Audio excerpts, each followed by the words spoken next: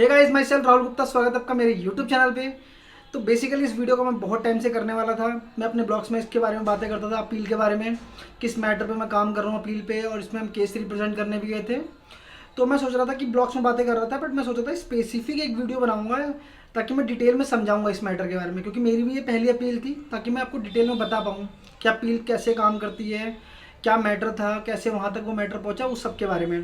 तो इस वीडियो को हम स्टार्ट करते हैं अब। तो बेसिकली मैं बात करता हूँ पहले हमारे क्लाइंट के बारे में, जो हमारे क्लाइंट की प्रोफाइल क्या है।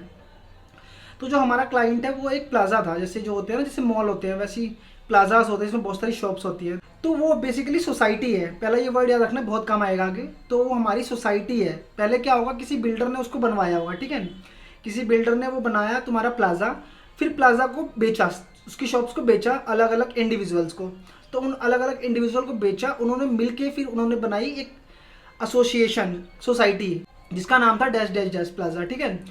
तो वो प्लाजा हमारी हो गई, ठीक है। और उसमें हमारा अपील क्या था, अपील था जीएसटी डिपार्टमेंट से एक नोटिस आया था कि आपको ना इलेक्ट्रिसिटी जो आपने रिकवर की है अपने टीनेंट से, उसके ऊपर आपको जीएसटी पे करना होगा। तो पहले मैं आपको बता देता हूँ इलेक्ट्रिसिटी के बारे में।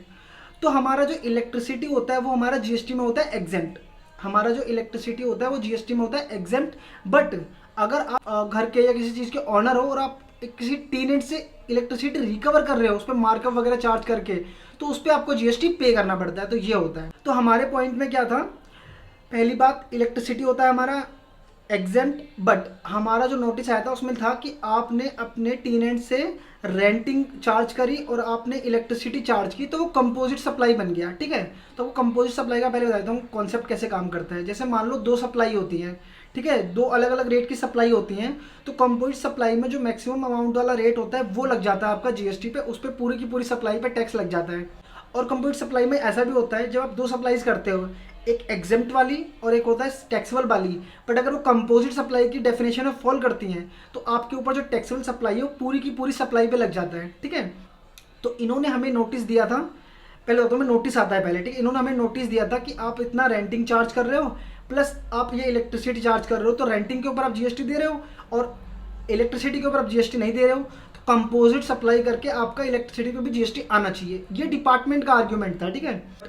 इसमें भी कई चीज़ें आती है और हमारे जो क्लाइंट ने उस नोटिस का रिप्लाई क्या किया, उन्होंने नोटिस का रिप्लाई कर दिया कि मतलब हम इलेक्ट्रिसिटी चार्ज करते हैं, बट हम क्या करते हैं, प्योर एजेंट, एक होता है प्योर एजेंट की कंडीशन, उस पर ये फॉल करते हैं अगर, तो उसके ऊपर इलेक्ट्रिसिटी एग्जेम्प्ट हो जाएगा। कैसे, अगर आप इलेक्ट्रिसिटी हमारे टीनेंट से ले रहे हो बट उस पर कोई मार्कअप चार्ज नहीं कर रहे हो, सेपरेट मीटर लगा हुआ है, हर टीनेंट का सेपरेट मीटर लगा हुआ है, उसकी रीडिंग के हिसाब से आप लेते हो, और हमारी प्री कंडीशंस है, पहले से हमारी प्री कंडीशंस है कि हम, टीनेंट हमसे कहता है कि हमारे बिहाफ पे आप हमारा बिल जमा कर दो, मतलब कोई मार्कअप नहीं, जो एक्चुअल में बिजली डिपार्टमेंट से जो तुम्हारा बिल आ रहा है उसी को बस तुम्हारा जो ऑनर है उसके बिहाफ पे आगे पे कर देता है डिपार्टमेंट को। तो ये होता है तुम्हारा प्योर एजेंट की तरह काम कर रहे हैं हम, सिर्फ उसके बिहाफ पे हम जाके इलेक्ट्रिसिटी जमा कर देते हैं, तो हमारा होता है प्योर एजेंट। तो इस केस में हमारा जीएसटी नहीं लगता है, ठीक है। तो उन्होंने इस करके रिप्लाई कर दिया था।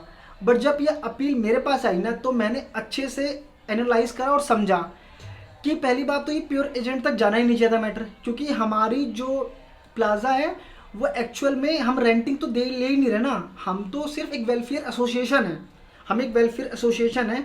वो हर एक जो टेनेंट है वो खुद में एक ऑनर है, ठीक है। पहली कंडीशन ये आती है, मैं इसी पे खेलना चाहता था पूरा नोटिस में, ठीक है, कि हर एक टेनेंट है वो खुद में ऑनर है, उनने मिलके ही बनाई है वेलफेयर एसोसिएशन, ठीक है।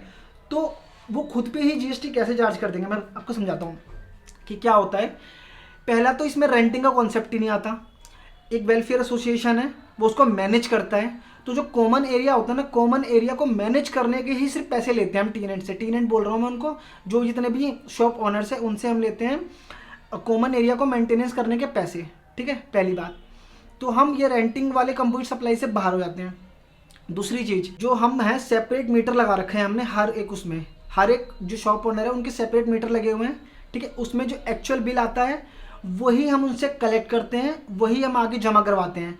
बेसिकली हमारे मेन प्लाजा में बड़ा मीटर लगा हुआ है, ठीक है, उसमें सारा बिल आता है, वही टोटल हम जमा कराते हैं, बट वही हम आगे इलेक्ट्रिसिटी डिस्ट्रीब्यूट करते हैं अपने जितने भी शॉप ओनर्स हैं उनको, ठीक है। वहाँ से जो हमारा बिल आता है वो प्लस जो कॉमन एरिया का बिल है वो मिला के हम आगे जमा कराते हैं, ठीक है। हम कोई मार्कअप चार्ज नहीं करते, ठीक है। तो पूरा का पूरा जो केस था मैंने अपील में ये दिखाया था कि हम देखो हम लोग क्या हैं, हम वेलफेयर एसोसिएशन है, ठीक है। पहली बात, हम ऑनर्स नहीं है पूरे प्लाजा के, हम वेलफेयर एसोसिएशन है। जितने भी टेनेंट है वो खुद ऑनर्स है, ठीक है। तो खुद के ऊपर कोई मार्कअप चार्ज नहीं करेगा, नॉर्मल सी बात है, ठीक है। दूसरी बात, इलेक्ट्रिसिटी में रेंटिंग दोनों कंपोजिट है ही नहीं, हम एक कॉमन एरिया का मेंटेनेंस करने के पैसे लेते हैं, उस पर हम जीएसटी चार्ज करते हैं, ठीक है। इलेक्ट्रिसिटी अलग है, उसका जो भी आता है वही हम आगे जमा कराते हैं। तो मेरा पूरा कॉन्सेप्ट इस पे था, पर मैंने प्योर एजेंट की कंडीशन भी लिख दी थी कि हमारे जो हमारा एग्रीमेंट था उसमें ये भी था कि टीने शॉप ओनर से उन्होंने बोल रखा है कि हमारे भी यहाँ पे आपको ये जमा कराना है। प्लस हमने केस लॉज का भी रेफरेंस दिया था, ऐसे कुछ केस लॉज थे, मैक्स करके था उसमें। उसमें तो एक्चुअल में वो रेंटिंग सप्लाई भी कर रहे थे, वो प्योर एजेंट की कंडीशन में भी, फिर भी वो आगे उनके फेवर में ही आया था। सिटी हमारा जो क्या होता है एग्जाम्प्ट होता है जीएसटी में, बट डिपार्टमेंट ने आर्ग्यूमेंट करा था कि ये कंपोजिट सप्लाई है रेंट के बिहाफ पे, तो आपको ये सारा का सारा टैक्स जमा करवाना पड़ेगा। बट हमारा आर्ग्यूमेंट क्या था, हम रेंटिंग की सप्लाई दे ही नहीं रहे, हम क्या कर रहे हैं, हम एक वेलफेयर एसोसिएशन है, सारे के सारे जो शॉप ओनर्स हैं वो खुद में ही ओनर हैं, ठीक है। और उन्होंने मिलकर वेलफेयर सोसाइटी बनाई है, तो हम वेलफेयर एक सोसाइटी है, ठीक है, सोसाइटीज एक्ट में रजिस्टर्ड है, प्लाजा जो है शॉप ओनर्स नहीं है, ठीक है। हम कोई रेंटिंग चार्ज नहीं कर रहे, तो कंपोजिट सप्लाई की डेफिनेशन में फॉलो ही नहीं करेगा, ठीक है।